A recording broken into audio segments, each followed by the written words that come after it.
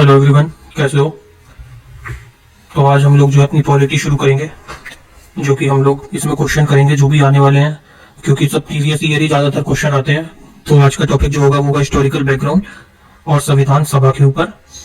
ये क्वेश्चन हमने जो है यूथ पब्लिकेशंस की जो बुक आती है उसमें से उठाए हैं, सारे प्रीवियस ईयर बेस्ड क्वेश्चन है, और जो सबसे ज़्यादा बार क्वेश्चन रिपीट हुआ था वो क्वेश्चन लिए हैं। इसमें जो है तुम्हें वीडियो में डिटेल एक्सप्लेनेशन भी मिलेगा सारे क्वेश्चनों का तुमको, जिससे तुम अच्छे से उसको ग्रैब कर पाओगे, अच्छे से नॉलेज में तुम्हारे बैठ जाएगा, मेमोराइज्ड हो जाएंगे सारे क्वेश्चंस, ताकि अगर उससे क्वेश्चन में तुम्हें घुमा के भी अगर वो पूछता है तो तुम आराम से जो है ना उसका आंसर कर पाओगे। ठीक है, चलो शुरू करते हैं। तो सबसे पहले ये देख लो, तुम टेलीग्राम चैनल है ये हमारा रेलवे रोजगार नाम से, तो इसको जो है तुम लोग क्यूआर कोड को जो है स्कैन कर लेना। स्कैन करके यहाँ से लिंक जनरेट होगा, वो लिंक तुम्हें सीधे टेलीग्राम पे ले जाएगा, वहां पे तुम इसे टेलीग्राम चैनल को ज्वाइन कर लेना, जहाँ पे तुम्हें सब पीडीएफ वगैरह मिला करेंगी। तो वो पीडीएफ आराम से तुम जो है नोट्स बनाने की तुम्हें ज्यादा जरूरत नहीं पड़ेगी। पीडीएफ का प्रिंट आउट निकलवाओ या सिंपल पीडीएफ को मोबाइल से भी पढ़ सकते हो, आराम से पढ़ के ज्यादा टाइम वेस्ट नहीं होगा तुम्हारा। आधे घंटे लगेंगे क्लास में और 5 मिनट पीडीएफ का रिवीजन, बस हो गया तुम्हारा पूरा काम। चलो शुरू करते हैं पहले क्वेश्चन के साथ। पहला क्वेश्चन क्या है, दिख ही गया तुम्हें तो। Who was the chairman of the drafting committee of constituent assembly. जो ड्राफ्टिंग कमेटी थी उसके चेयरमैन कौन थे कॉन्स्टिट्यूएंट असेंबली के, वो थे डॉक्टर बी.आर. अम्बेडकर। कौन थे, बी.आर. अम्बेडकर। ये जो ड्राफ्टिंग कमेटी बनी थी, ड्राफ्टिंग कमेटी कब बनी थी, ड्राफ्टिंग कमेटी बनी थी तुम्हारी 29 अगस्त 1947 में। इसमें जो कमेटी थी ड्राफ्टिंग कमेटी, इस ड्राफ्टिंग कमेटी के अंदर जो है, इस ड्राफ्टिंग कमेटी में मेंबर्स कितने थे, टोटल मेंबर्स जो थे 7 थे। इसका चेयरमैन कौन थे, ड्राफ्टिंग कमेटी का चेयरमैन कौन था, इसका चेयरमैन थे डॉक्टर राजेंद्र प्रसाद, वो डॉक्टर भीमराव अंबेडकर, राजेंद्र प्रसाद नहीं, डॉक्टर भीमराव अंबेडकर, वो इसके जो है वो थे चेयरमैन थे ड्राफ्टिंग कमेटी के। बाकी मेंबर्स कौन थे वो देख लो, एन गोपाला स्वामी अयंगर, एन गोपाला स्वामी अयंगर। थर्ड नंबर पे देख लो अलादी कृष्णा स्वामी अय्यर, थर्ड थे अलादी कृष्णा स्वामी अय्यर। फोर्थ पे आ जाते हैं डॉक्टर के एम मुंशी।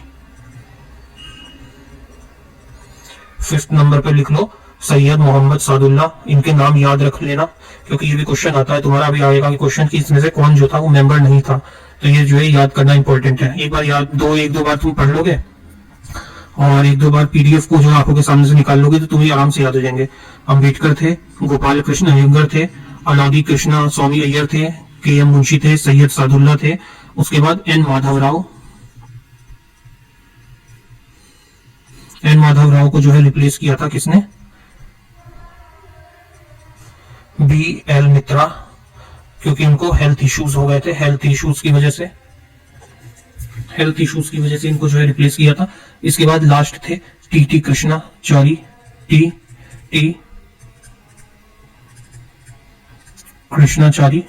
टी कृष्णाचारी जो थे इनको रिप्लेस किया था किसने, ये इन्होंने रिप्लेस किया था डीपी खेतान को, क्योंकि उनकी जो है डेथ हो गई थी। डीपी खेतान की क्या हो गई थी, डेथ हो गई थी, तो उनको रिप्लेस किया था किसने, टी कृष्णाचारी जी ने। ठीक, कब डेथ हुई थी उनकी ये भी देख लो, 1948 में उनकी जो है डेथ हो गई थी, तो ये आए थे उसकी जगह 7th मेंबर थे। इन 7 के नाम तुम्हें पता होने चाहिए, जैसे अम्बेडकर थे, अम्बेडकर के बाद कौन थे, गोपाल कृष्ण स्वामी अयंगर थे, तीसरे अलादी कृष्ण स्वामी अय्यर थे, फोर्थ पे मुंशी जी थे, के एम मुंशी, फिर सैयद मोहम्मद सादुल्ला थे, फिर माधव राव थे, उसके बाद कौन थे, टी कृष्णा। ये है 7 लोग, 1 2 3 4 5 6 7, AGA-MST। ठीक, ऐसे करके याद कर लेना आराम से। अगला क्वेश्चन क्या आ जाता है कि तुम्हारी ड्राफ्टिंग कमेटी जो है ये कब फॉर्म हुई थी, तो अभी हमने देखा था, देखो कब हुई थी फॉर्म, ये 29 अगस्त 1947 को। कब फॉर्म हुई थी ये, 29 अगस्त 1947 को। कब फॉर्म हुई थी, 29 अगस्त 1947 को। और इसके चेयरमैन कौन थे, चेयरमैन थे तुम्हारे भीमराव अम्बेडकर, डॉक्टर अम्बेडकर जो है इसके चेयरमैन थे, डॉक्टर अम्बेडकर इसके चेयरमैन थे। फिर who among the following was not the member of the drafting committee of Indian constitution. तो इसमें से कौन मेंबर नहीं था ड्राफ्टिंग कमेटी का, सैयद मोहम्मद सादुल्ला, एन गोपाल स्वामी अयंगर, डॉक्टर के एम मुंशी या ए.वी. ठाकर। तो इसमें से कौन था, ए.वी. ठाकर नहीं थे इस मेंबर, तो ये इसका सही आंसर हो जाएगा।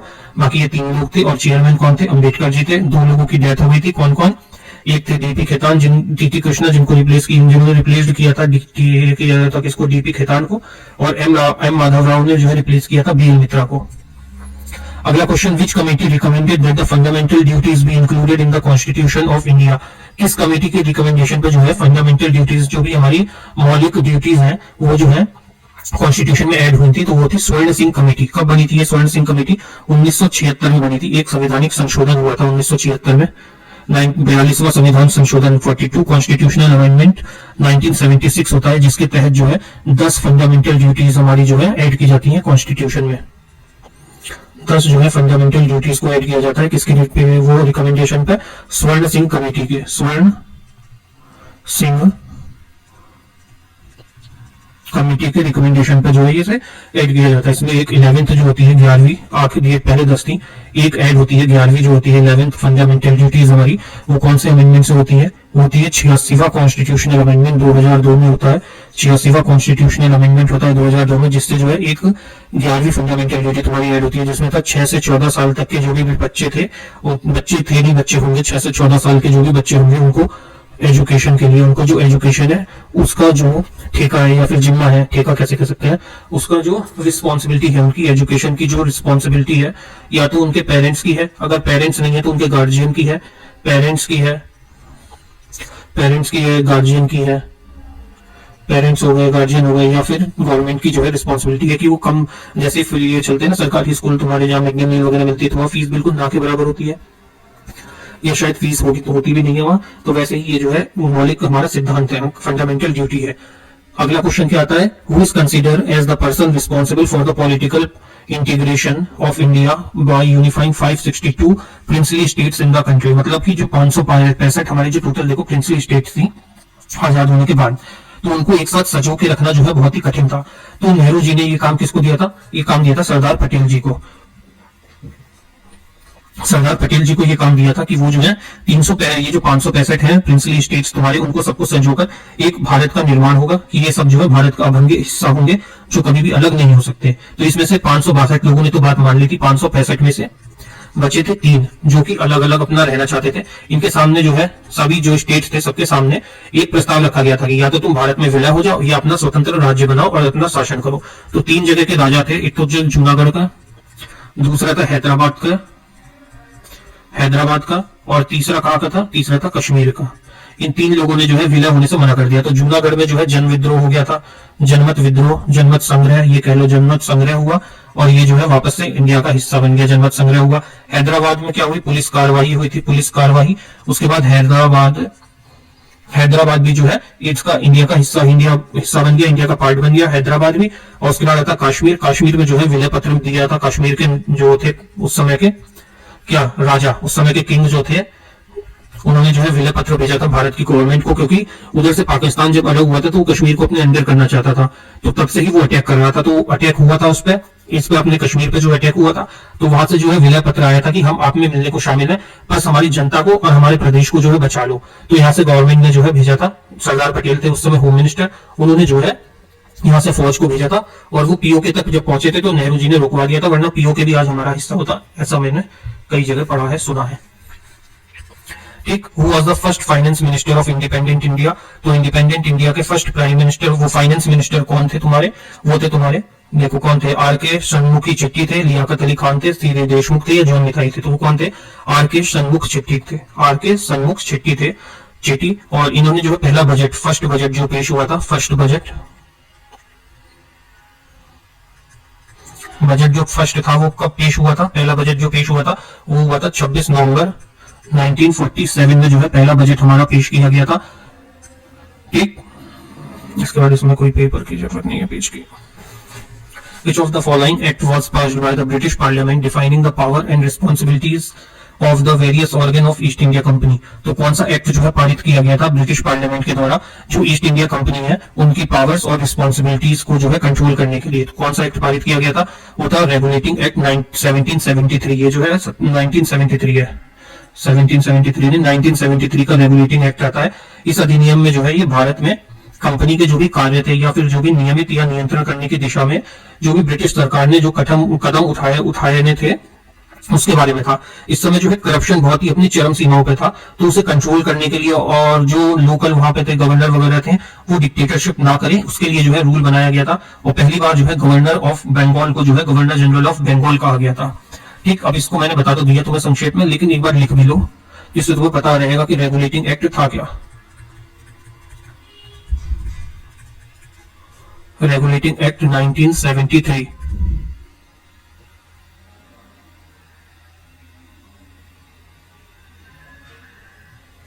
रेगुलेटिंग एक्ट 1973, इसमें क्या था, यह अधिनियम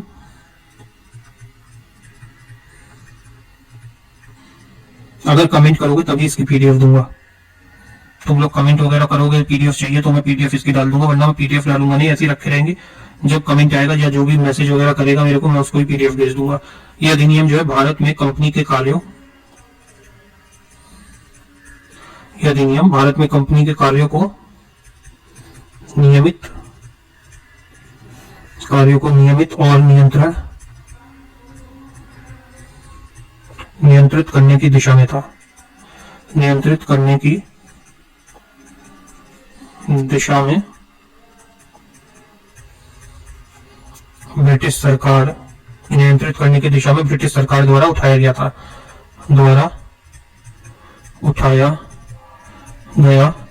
और मैंने अभी, मैं मतलब इससे आउट ऑफ कॉन्टेक्स्ट एक बात बता दूं, जो अभी तुम्हारा आरआरबी का एनटीपीसी का एग्जाम है, उसका मैथ का मैं यहाँ टेक्स्ट बुक में जो है वो सेक्शनल लॉग दे रहा था, तो बहुत ही इजी सा क्वेश्चन आए हुए थे यार। या तो मैंने जो शिफ्ट दी है मैंने वो इजी रही होगी। आउट ऑफ 30 मैंने बिना अभी कोई मैथ में बहुत दिनों से छू भी नहीं रहा हूँ, टच में भी नहीं हूँ, जब से वो सीजीएल मींस खत्म हुआ उसके बाद से। तो मैंने देखा कितने मार्क्स, 29 नंबर आ गए मेरे 30 में से। ना कोई ऐसा कुछ ज्यादा वो था, ना कुछ ऐसा था, मतलब क्वेश्चन भी बिल्कुल सिंपल टुच्चे टुच्चे टाइप के क्वेश्चन पूछे हुए तुम्हारे एनटीपीसी में। To control the corruption, control करने के लिए करप्शन को और ऑटोक्रेसी को। और इसी समय जो है गवर्नर ऑफ बंगाल जो है, गवर्नर ऑफ बंगाल जो है बन गया था governor general of India, governor general of India बन गया था, ठीक। और 1774 में जो है पहला जो है सुप्रीम कोर्ट जो है स्टैब्लिश हुआ था। In which of the following year was the first republic day celebrated in India. तो कब जो है पहला रिपब्लिक डे सेलिब्रेट हुआ था इंडिया में, कब हुआ था, वो हुआ था 26 जनवरी 1950 में। कब हुआ था, 26 जनवरी 1950 को पहला independence day, Republic day sorry, celebrate किया गया था। Constituent assembly drafted the constitution for independent India, it was set up under, किसके अंडर था वो, जो कॉन्स्टिट्यूएंट असेंबली ने जो ड्राफ्ट किया था कॉन्स्टिट्यूशन, वो किसके अंडर था, गवर्नमेंट ऑफ इंडिया एक्ट 1909 के अंदर, गवर्नमेंट ऑफ इंडिया एक्ट 1919 के अंदर, इंडिया इंडिपेंडेंस एक्ट 1947 या कैबिनेट मिशन प्लान 1946। तो किसके अंदर जो ये ड्राफ्ट किया गया था, ये किया गया था कैबिनेट मिशन प्लान 1946 के अंदर। इसमें जो है ये कैबिनेट जो है दिल्ली पहुंचती है, कैबिनेट रीच्ड, कैबिनेट कहां पहुंचती है, दिल्ली पहुंचती है, कैबिनेट रीच्ड दिल्ली कब, 24 मार्च 1976 में, 24 मार्च 1976 को जो कैबिनेट थी वो पहुंचती है दिल्ली। वहां पे जो है 3 मेंबर होते हैं इसमें बोर्ड में, 3 मेंबर्स होते हैं बोर्ड में, 3 members of the board, of the नहीं, 3 मेंबर्स इन द बोर्ड। कौन कौन थे वो, सबसे पहले थे पैथिक लॉरेंस जो कि इंडिया के सेक्रेटरी थे, इंडिया सेक्रेटरी। सेकंड नंबर पे थे स्टेफर क्रिप्स, स्टेफर क्रिप्स जो थे ट्रेड बोर्ड के चेयरमैन थे, ट्रेड बोर्ड चेयरमैन। वीडियो अच्छी लग रही हो तो लाइक कर देना, चैनल को सब्सक्राइब कर लेना भैया, समझ लो भाइयों बहनों। और एवी अलेक्जेंडर नेवी के चीफ थे, एवी अलेक्जेंडर कहाँ के थे, नेवी के चीफ थे। ये 3 मेंबर थे बोर्ड में, ठीक। अगला क्वेश्चन आता है, प्रेसिडेंट कौन था कॉन्स्टिट्यूएंट असेंबली का इंडिया का आफ्टर इंडिपेंडेंस, आजादी के बाद जो प्रेसिडेंट कौन बनता है कॉन्स्टिट्यूएंट असेंबली का। तो टेम्पररी प्रेसिडेंट जो थे सचिदानंद सिन्हा थे, और परमानेंट जो थे वो थे डॉक्टर राजेंद्र प्रसाद। ये कब बनते हैं, ये बनते हैं 11 दिसंबर 1946 में, 11 दिसंबर 1946 को, 11 दिसंबर 1946 में ये जो है परमानेंट बनते हैं, परमानेंट।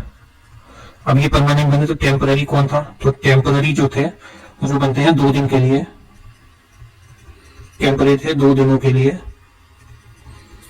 डॉक्टर सच्चिदानंद सिन्हा, डॉक्टर सच्चिदानंद सिन्हा। ये कब बने थे, 2 दिन पीछे कर लो, 9 दिसंबर 1946, 9 दिसंबर 1946 को ये बने थे। ठीक, 2 साल के लिए बने गए थे। उसके बाद बी आर अम्बेडकर आ जाते हैं, जो कि प्रेसिडेंट होते हैं ड्राफ्टिंग कमेटी के। कब से कब तक, मतलब बनते हैं 29 अगस्त 1947 में।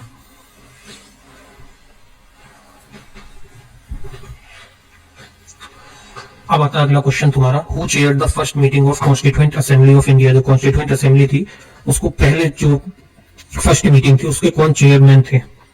पहली मीटिंग जो थी उसमें तो टेम्पररी हमारे जो प्रेसिडेंट थे कौन थे, ये डॉक्टर सच्चिदानंद सिन्हा। कब बने थे, 9 दिसंबर 1946 को। और जो परमानेंट बने थे वो 11 दिसंबर 1946 में डॉक्टर राजेंद्र प्रसाद बनाए गए थे। ठीक, और ये मीटिंग कहाँ हुई थी, फर्स्ट मीटिंग हुई थी at library building of council, library building of council chamber, new Delhi, council chamber NDLS, new Delhi. यहाँ पर जो इसकी मीटिंग हुई थी। अगला क्वेश्चन आ जाता है, the constitution of India is republican. Constitution जो इंडिया का है वो रिपब्लिकन है। क्यों, क्योंकि it provides provision for elected parliament, all rights bill has been incorporated in it, provision of adult suffrage is provided in it, and it has no hereditary component. तो इसका क्या आंसर हो जाएगा, कॉन्स्टिट्यूशन ऑफ इंडिया रिपब्लिक है, क्योंकि इसमें कोई भी वंशानुगत कंपोनेंट नहीं है कि राजा का बेटा ही राजा बनेगा। ऐसा नहीं है, ऐसा होता तो देश का क्या होता पता नहीं। क्योंकि इस समय जो राजा का बेटा अपने आप को मानता है वो तुम भी समझ गए वो कैसा है, तुम भी जानते हो। इस समय जो है नो हेरिडिटी कंपोनेंट था, मतलब यहाँ जो है पीपल, जो आम जनता है, वो जो है अपना ही प्रतिनिधित्व इलेक्ट करती है। इलेक्ट करके वो जो है संसद भेजती है, पार्लियामेंट जाता है, वो इनकी परेशानियों को रखता है गवर्नमेंट के आगे, फिर उस पर जो है समाधान होता है। गवर्नमेंट ऑफ इंडिया जो है उस पर समाधान करती है। ऐसे प्रोसेस चलता है। अब तो इंडिपेंडेंस हमें कब मिली थी, 15 अगस्त 1947। और संविधान हमने कब अपनाया था, 26 जनवरी 1950 को संविधान अपनाया था। संविधान अपनाया कब था, 26 जनवरी 1950 में जो है हमने संविधान अपनाया था। और आजादी तो तुम्हें पता ही है 1947 में मिली थी। पहला ड्राफ्टर कौन था, ये आर्टिकल 370 का। तो कौन था पहला ड्राफ्टर आर्टिकल 370 के, वो थे गोपाल स्वामी अयंगर। कौन थे, गोपाल स्वामी अयंगर थे, जो कि मेंबर थे किसके, नेहरू कमेटी के, member of Nehru committee, cabinet वहां से नेहरू कैबिनेट के जो है ये मेंबर थे, जिन्होंने जो ड्राफ्टर थे मेन आर्टिकल 370 के। और जो ये थे डॉक्टर भीमराव अम्बेडकर जी, इन्होंने तो रिफ्यूज कर दिया था कि आर्टिकल 370 नहीं लगाएंगे। Doctor Ambedkar refused article 370। Article 370 जो है रिफ्यूज कर दिया गया था अम्बेडकर जी के द्वारा।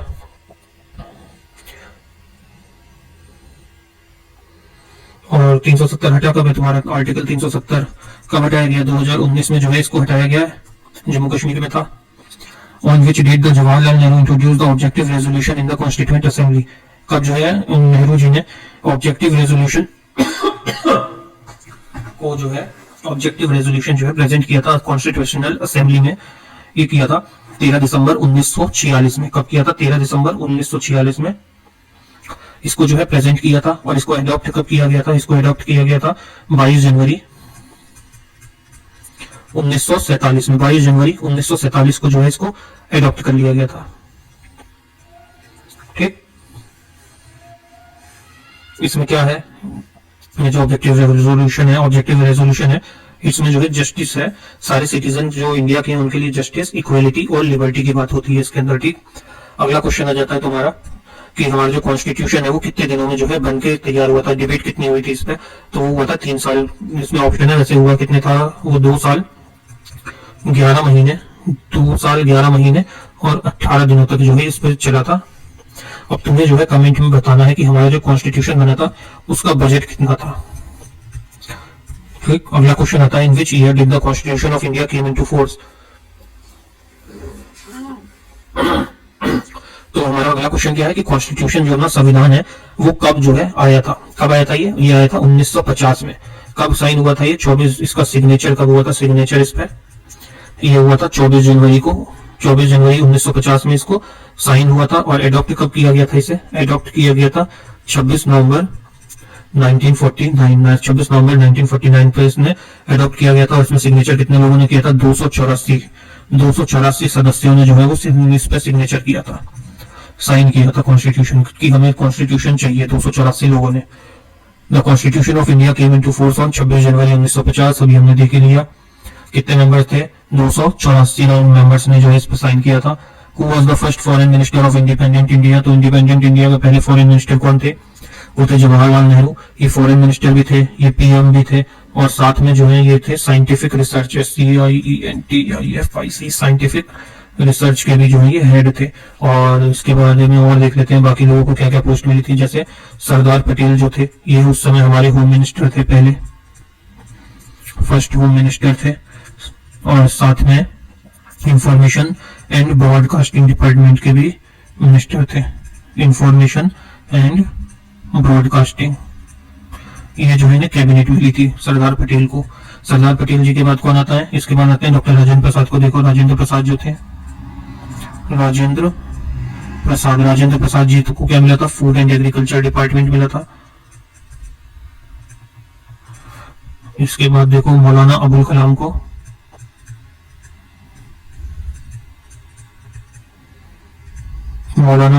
क्या मिला था? एजुकेशन डिपार्टमेंट मिला था।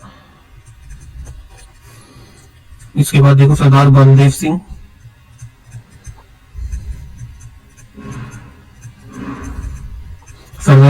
को क्या मिला था? डिफेंस मिला था। ये याद रखना, ये क्वेश्चन तुम्हारा बार बार आता है कि मौलाना अबुल कलाम जी को कौन सा डिपार्टमेंट के हेड थे, सरदार पटेल जी को क्या मिला था, राजेंद्र प्रसाद जी किसके थे, और labour minister, first labour minister कौन थे? जगजीवन राम थे, जीवन राम। इनको कौन सा डिपार्टमेंट मिला था? इनको मिला था लेबर डिपार्टमेंट। फिर CH भाभा किसके थे? कॉमर्स के थे, CH भाभा कॉमर्स। उसके बाद रफी अहमद किडवारी जो थे कम्युनिकेशन के थे, उसके बाद राजकुमारी अमृत कौर थी, इकलौती फीमेल, राजकुमारी अमृत कौर, ये जो है इकलौती फीमेल पर्सनैलिटी थी कैबिनेट में। तो इनका इंपॉर्टेंट है, याद रखना। इनको कौन सा डिपार्टमेंट मिला था? इनको मिला था हेल्थ डिपार्टमेंट। इसके बाद देखो अम्बेडकर थे, अम्बेडकर जी को क्या मिला था? इनको लॉ डिपार्टमेंट मिला था। इसके बाद आ जाते हैं तुम्हारे आर के शाह जी को क्या मिला था? फाइनेंस मिला था। फिर SP मुखर्जी को क्या मिला था? SP मुखर्जी को मिला था इंडस्ट्रीज प्लस सप्लाईज, इंडस्ट्रीज और सप्लाईज डिपार्टमेंट मिला था।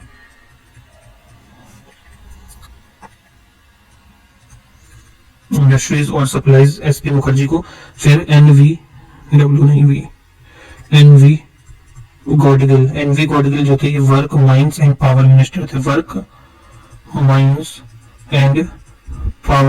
थे, ये। अगला क्वेश्चन क्या है तुम्हारा? देखो, who was the first labour minister? कौन था लेबर मिनिस्टर पहला? जगजीवन राम थे।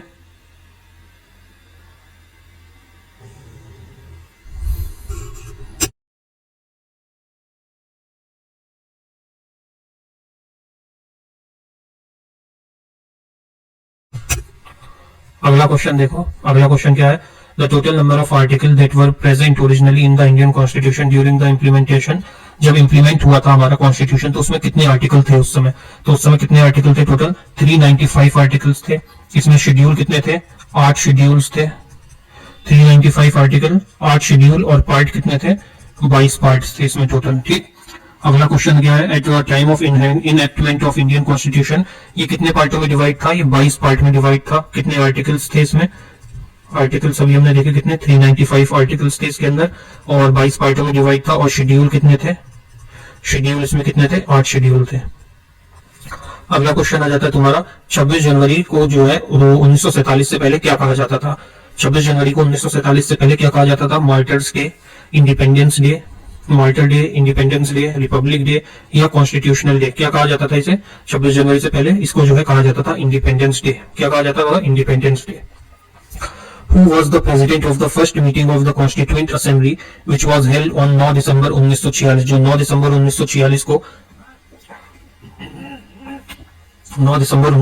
को जो कॉन्स्टिट्यूशनल असेंबली की मीटिंग हुई थी, उसको फर्स्ट मीटिंग के जो प्रेसिडेंट थे कौन थे?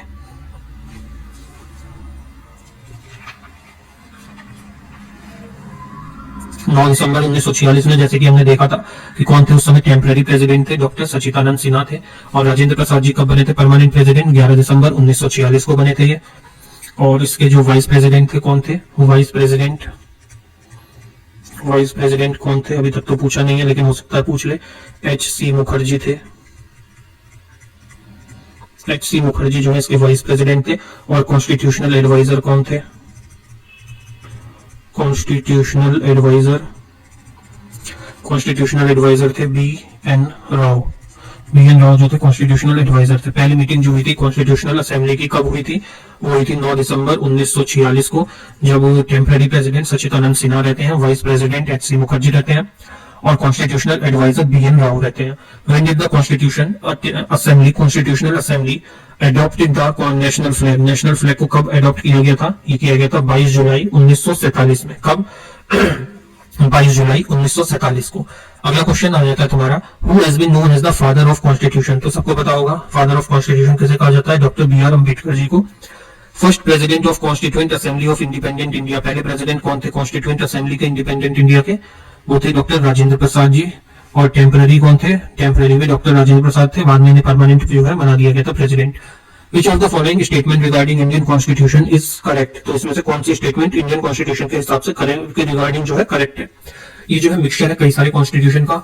ये कंप्लीटली बेस्ड है ब्रिटिश के कॉन्स्टिट्यूशन पे, मिक्सचर ऑफ मैनी कॉन्स्टिट्यूशन। ये ब्रिटिश के कॉन्स्टिट्यूशन पे बेस्ड है, या फिर गवर्नमेंट ऑफ इंडिया एक्ट 1935 पे बेस्ड है, या फिर बेस्ड है कॉन्स्टिट्यूशन ऑफ कनाडा पे। तो ना कनाडा पे कॉन्स्टिट्यूशन पे बेस्ड है, ना ब्रिटिश पे, ना ही basis of government of India act 1935। ये जो है मिक्सचर है कई सारे देशों के कॉन्स्टिट्यूशन का।